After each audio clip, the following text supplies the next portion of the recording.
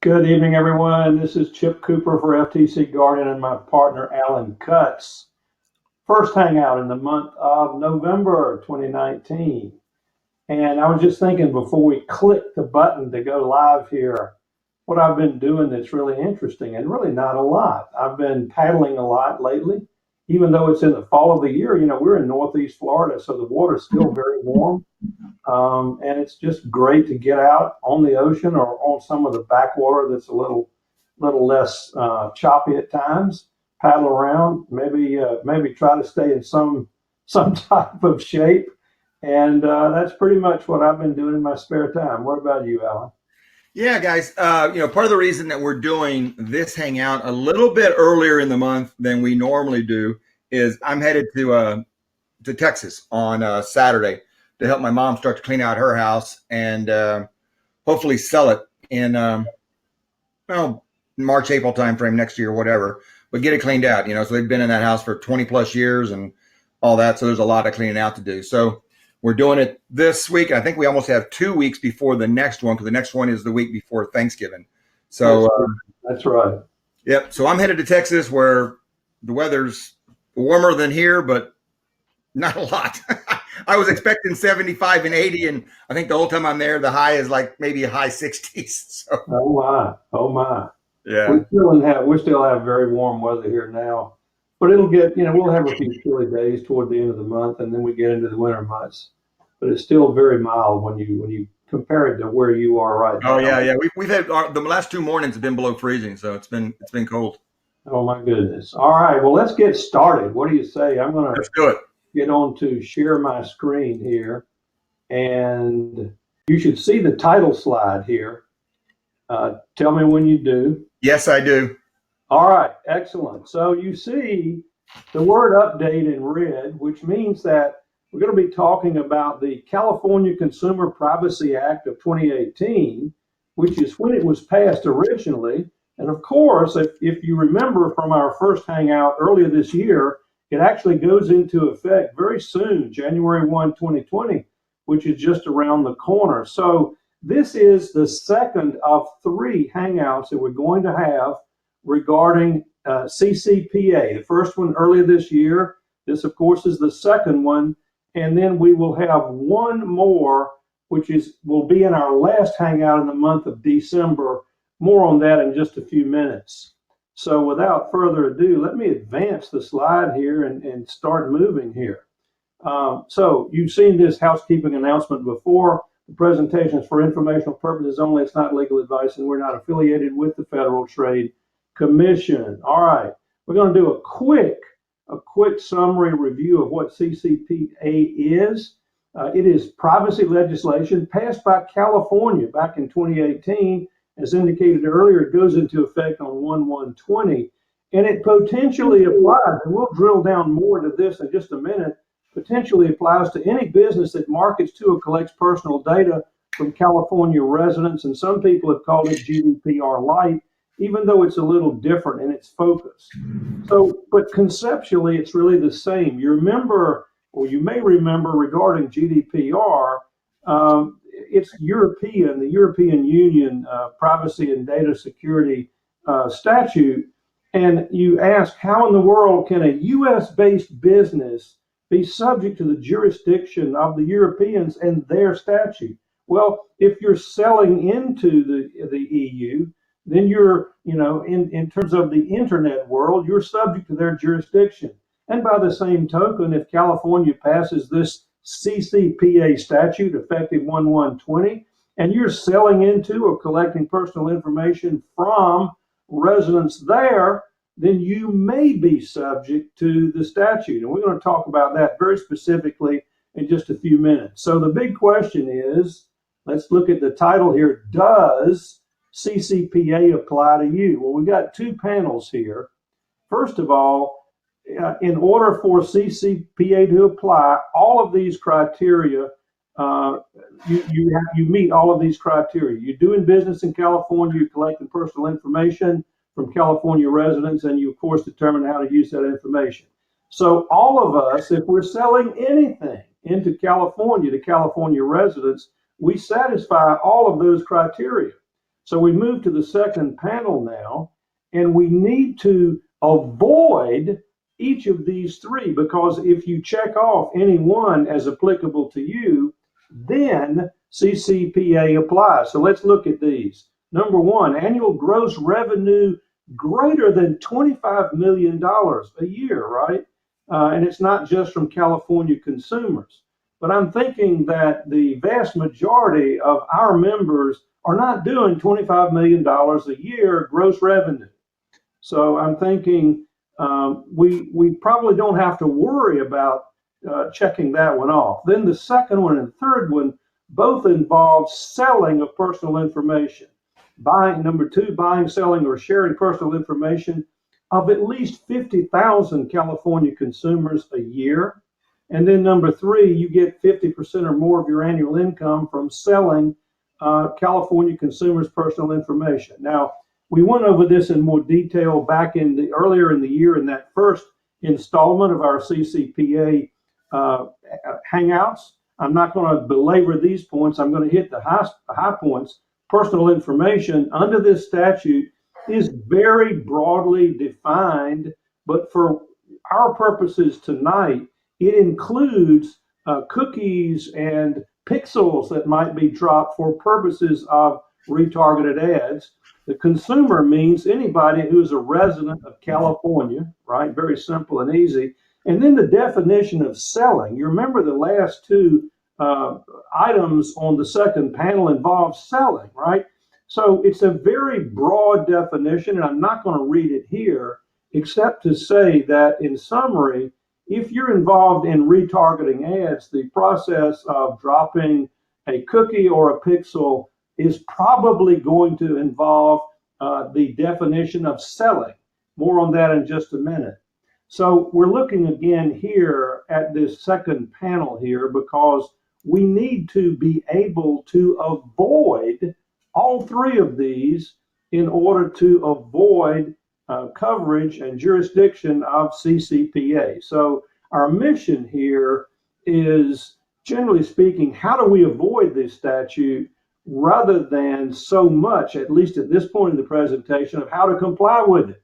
Because if you avoid it, then you're avoiding a lot of headaches and issues that you need to take care of. So number one, I'm thinking that's the easiest one to avoid. You probably are not at this stage in your online business grossing $25 million and up a year. So we focus on number two and number three, where we're talking about buying and selling at least 50,000 names of personal information of 50,000 California consumers annually, or 50% or more of your annual income from the sale of that information of California consumers.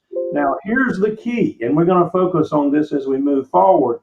Targeted ads or behavioral advertising. Also, of course, as you might know, the FTC term is OBA, online behavioral advertising.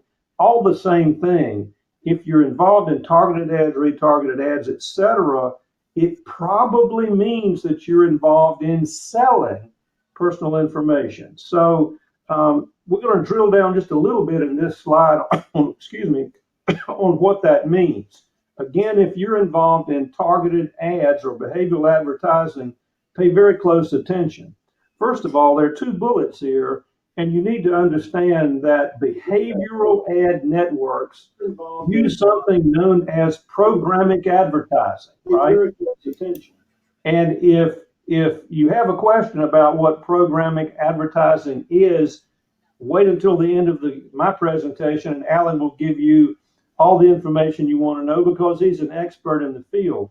But the short form definition of what it is that ads are placed by software, not by people. Software using, in many cases, artificial intelligence aspects, that sort of thing.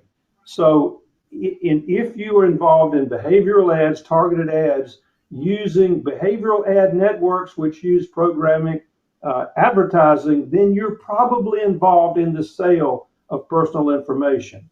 And you're probably sitting back and thinking, wow, 50,000 sales a year, I probably don't do that. We're talking California residents, of course. And then you need to understand this, that there is sort of a trap here for small to middle-sized businesses, because if you look at the yellow text there, here's the way it sort of boils down on a daily basis. Here it is: websites that receive traffic for which you drop a cookie or a pixel from an average of 137 unique California IP addresses per day could be subject to CCPA, because if you do the math, that's going to add up to what you see in white in that sub-bullet just above it: annually receive or share personal information of 50,000 California residents. So, if you break it down on a daily basis, you've got to be a pretty busy website, though, to be averaging 137 signups from California every day. So, but that's sort of the trap. Now, I'm going to show 2 slides involving how you avoid being regulated by CCPA. One of them, which is this one, talks about if you're not involved in targeted ads, and then we'll follow it up with a slightly more complicated one if you are involved in targeted ads. All right, so really it's pretty simple to just run through this checklist.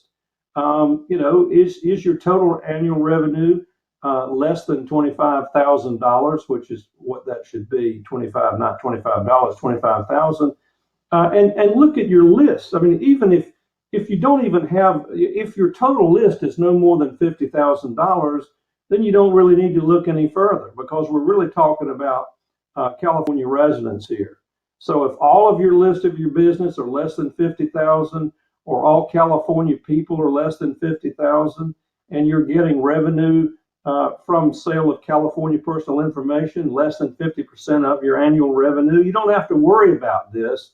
And it's relatively easy, if you're a small or middle-sized online business, to qualify for these targets here. So you're pretty simple in terms of, and pretty straightforward for you to simply determine here where you fall if you're not involved in targeted ads. But if you are involved in targeted ads, and remember that red up there is that sort of that trap of, every day averaging 137 cookies a day to California residents, that's going to add up to 50,000 a year. So here are the 3 steps. It's really actually 1. The first step is to deploy a cookie banner to get an opt-in consent to use tracking cookies for targeted ads, or have a notice on your website pages down at the bottom, probably right beside or very close to your privacy policy link, that says, "Do not sell my personal information," and it would provide an opt-out opportunity for those who do not want to be involved in the sale of their personal information. So either one or two of those, either one or two of the number 1 category you need to follow. And then number 2, there needs to be some disclosures added to your privacy policy regarding retargeted advertising practices. Now, so you may be thinking, if you're involved in targeted ads, and if you think you might be close to actually going over this threshold of 50,000 California residents, 137 averaging per day, then you're going to want to know what these 2 options are. Really, the first option is an either or, and the second one is the privacy policy disclosures. Our final Hangout of the year in early December will be dedicated to explaining exactly how to qualify with these options here. We're not going to cover those tonight in this presentation. We're going to reserve that for our final Hangout in the month of December. So a little bit of perspective here. We really have a very difficult situation legally in the United States right now regarding laws involving privacy and data security. And I call them a hot mess. And that's really the understatement, because as you know, in 2018, we have GDPR by the European Union, and we had a lot of Hangouts involved in 2018 regarding compliance there. Now we have the California CCPA, which complicates matters. And then if you look at that next bullet in 2019, and I believe if you count up those states there, it's 17, I think. 17 states this year, 2019, have either passed or were considering additional privacy/data security legislation in addition to the California CCPA. And all of these are slightly different. So if you're an online business, which you should be if you're a member, you're starting to scratch your head if you're like me and wonder how in the world can we possibly comply with all of these laws protecting privacy and data security, each of which is somewhat different from the other. It's almost impossible, if not impossible. And the only solution that makes any sense is a statute or several federal statutes passed by the U.S. Congress, signed by whoever our president is, to enact them into law in order to preempt all of these state statutes, meaning take precedence over them and eliminate this so-called patchwork of state laws. And I don't see that happening anytime soon. So until that happens, in order to simplify what we're up against, we're going to have continuation of this so-called hot mess. And we're going to do the best we can at FTC Guardian to keep you up on the ones that really make sense for you. All right, the final slide here, takeaways. CCPA, of course, is the privacy legislation passed by California back in 2018, but it's going into effect very soon, about a month and a half from now, 1/1/20. And then you need to understand that generally speaking, the statute attempts to provide some exemptions for small business. And you start with this one here on the second bullet. You've got to have a for-profit business, which of course you have, with annual gross revenues of at least $25 million. Yeah, Chip. Yep. Yeah, we want to make sure right here that we point out and correct the slide 3 slides ago, because you just had 25 after it, and you said $25,000 and not $25 million. It's $25 million. I will correct it. Okay, so what we're going to do right here is make sure that everybody understands that you said 25,000 back there. It's $25 million. But it is 25 million. Yeah, it'll be corrected. All right. So again, and one of the reasons why there was this threshold that protects small businesses is compliance in certain respects, as we'll discuss in early December, does involve some expense, because there's some record-keeping requirements and some tracking requirements and some validation requirements that certain things are happening regarding opt-outs, that sort of thing. And it involves not just the placement of some notices or disclosures in your privacy policy or somewhere on your website. It involves some sort of technology-based solution that actually tracks and provides records for you. And guess what? That costs money. So they made this threshold pretty high, and hopefully almost everyone in our membership is going to be not covered by this statute. But we're going to cover in this next Hangout exactly what you need to do in the area involving the use of targeted ads, retargeted ads, behavioral ads. So the problem here is the broad definition of what a sale really is, because it's so broad that it probably includes the dropping of cookies or pixels involved in retargeted ads. That's really the key that can essentially trap some small to middle-sized businesses if they're doing a lot of business inside the state of California. Of course, the next to the last bullet there in blue, federal legislation is absolutely required in order to eliminate the patchwork of laws. Hopefully sometime next year we'll get that. And then in our next Hangout, we're going to talk about specific exclusions, about opt-in, opt-out, and the privacy policy disclosures. Tags for searchable tags for this Hangout include California Consumer Privacy Act, CCPA. I'm also putting GDPR in there because there's some relationship. Privacy, data broker, and data aggregator.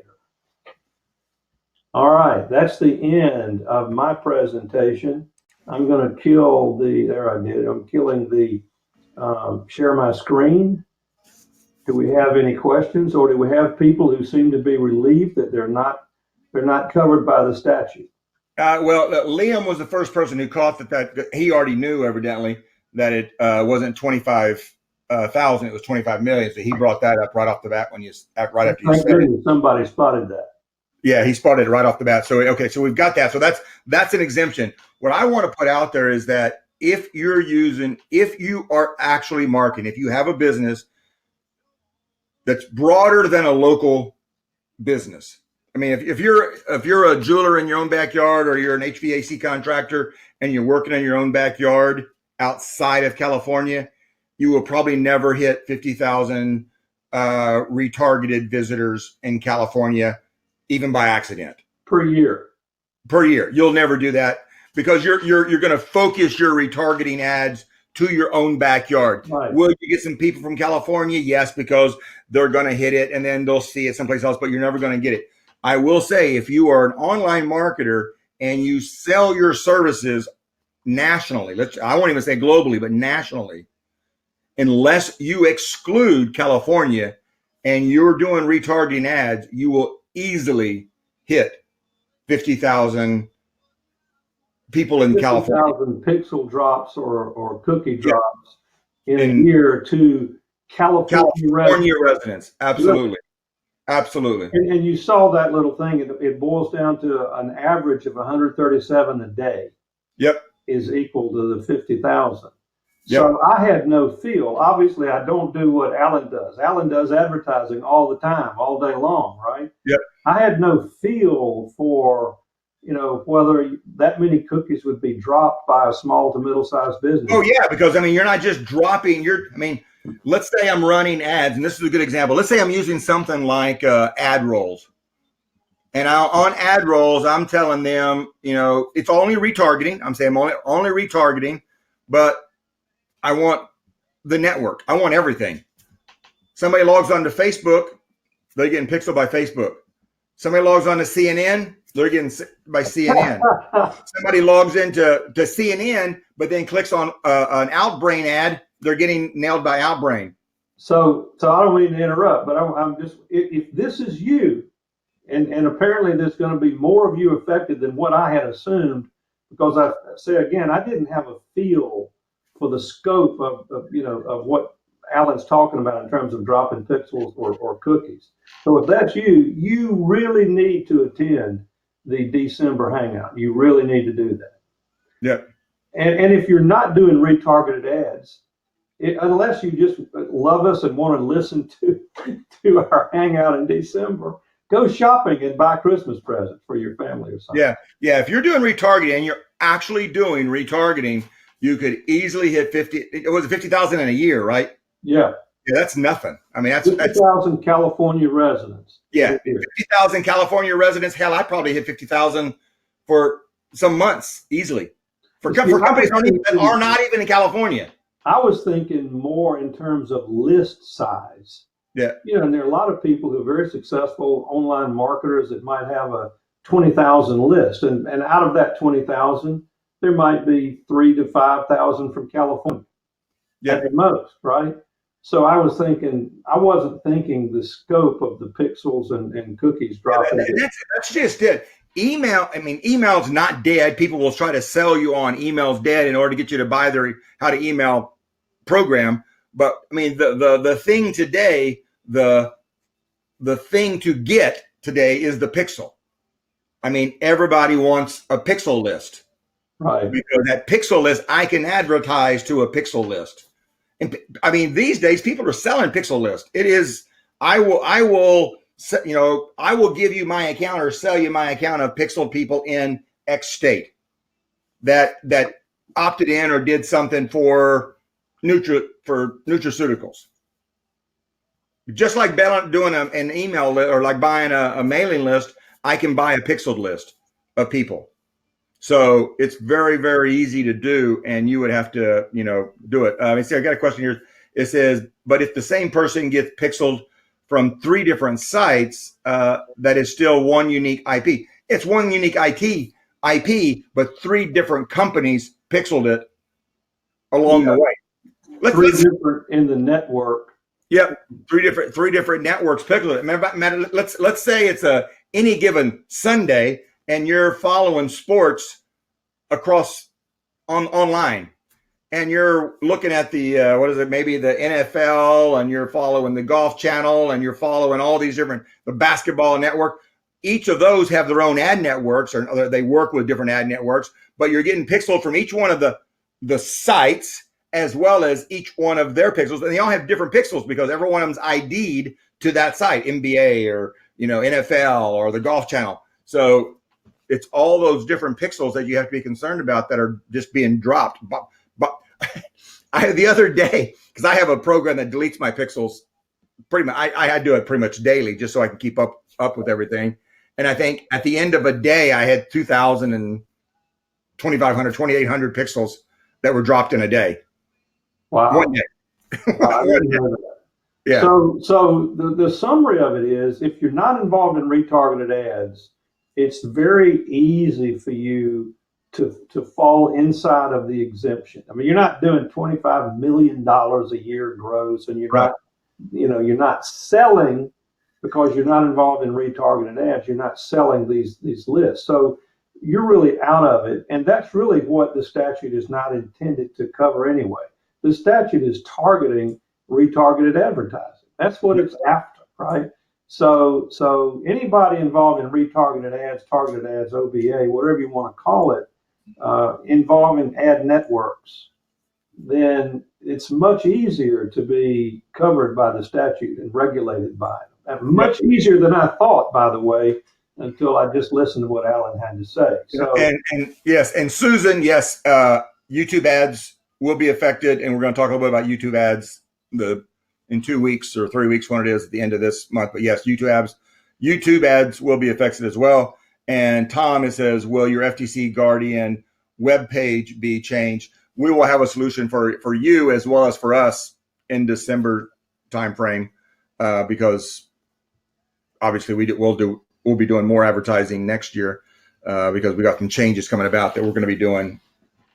Hopefully launch in 2000 and I don't know what year it's going to be. What year is it going to be next year? 2020? Yeah. Yeah, 2020. Yeah. That's it. Yeah. That's next year. Yeah. So 2020, we've got a lot of stuff planned with our agency program, our certification program. This past year, Chip spent a lot of time writing 3 books. So we'll be working on launching the 3 books as part of our book funnel, and doing a lot more advertising and stuff starting next year, as we are working this month to get a lot of new stuff implemented in FTC Guardian. So it's been a long year of a lot of stuff in the background that you guys don't know about, that we've been working on, that technically doesn't generate revenue, but at the same time, it's stuff that we need to put in the background to grow the business to the next level. So one of which involves an update to our generator. Yeah. Which you're not going to see the back end and all the tools I use when I create documents, but I believe that your experience in generating one will be a little smoother for you, a little more efficient. So anyway, I've spent a year redeveloping Chip's generator. So we've totally redeveloped it. This is the 4th time it's been totally rewritten since about 1992, Yeah. where it started. Yeah, so I've totally rewritten the generator, spent a full year creating it, and we're starting to roll into it this month of November, because we want to go into January. So we know there's going to be some testing and stuff like that. So we want to go into January with basically new generator, new stuff. So new shopping cart, new everything. So anyway. Excellent. Any other questions, Alan? Will Google and Facebook, this is from Thumper, it says, will Google and Facebook be affected? Yeah, they're already affected. They're already ahead of the curve with all this stuff. So what you'll see as an advertiser is just more stringent looks to your privacy policy if you're advertising on their networks. For example, advertising on YouTube, because I do a lot of advertising on YouTube as well as other networks. You just can't run an ad on YouTube and get it approved. In most cases, it could take up to 2 or 3 days to get an ad approved. on the a video ad approved on the YouTube network, because they want to look at the ad, they want to run it through all the little processes, check privacy policy, all this stuff before it actually get approved. Sometimes you can get them approved if you've got a account rep that you're working with, because they'll do all the stuff for you. But it takes longer to get ads approved in the YouTube network as well as Google in general. But yeah, it's gonna take a little while. One other hint or tip for you, if you're going to be tuning in early December to this targeted ads follow-up, which is the third of our 3 Hangouts on this topic, you might be where you can, if you're watching this on your computer the way most of you are, that you can click on your privacy policy and have it on a screen, because we're going to reference that privacy policy. And if you're able, because we're going to talk about some notices that might go in there, right? So if you can scroll down and see that you have these opt-out links, you might think they're in there, but you need to verify that they're in there. And if you can just scroll down and see, in fact, I'll be taking probably our FTC Guardian privacy policy, which was generated in the generator. It was that second of the 2 in the supplemental category, which provides for the disclosures for targeted ads. I might be using in real time, scrolling through it, and I'll say, this is where you have those opt-out links. Does yours have it? And if it doesn't, you need to make sure they're in there. Yeah. One other thing I'll mention now, and based on the research I've been doing recently, you may recall, thinking back to 2018, where you were updating your privacy policy in order to comply with GDPR. You had all this, our privacy policy is being updated. You were inundated by them. I got several dozen, it seemed like. It seems that under this statute, CCPA, you're not going to have to do that whole routine of providing the notice and then an explanation of what the changes are, and then 30 days later making it go live. You can just amend the darn thing, right? Which is going to be a lot easier to do. But it'll be helpful if you can scroll through your privacy policy when we're talking about it and verify that you have certain things in there that you need to have. All right. Yeah. Susan says, when do you expect the generator to go live? We're working on it. I'm not putting it out there until I know everything is up and working and we're going in. So my goal is having everything ready by January 1st of next year, so we can not only do that, but we're changing shopping carts. We're doing a lot of changes in the back end. So we're doing that. And then Sue asked, where should we ask you guys questions? The easiest thing is just email support, and neither one of us really manage support. I got Eileen and Molly's still doing some stuff, and a couple other girls who manage support. You can email them with support questions, and they'll handle your support.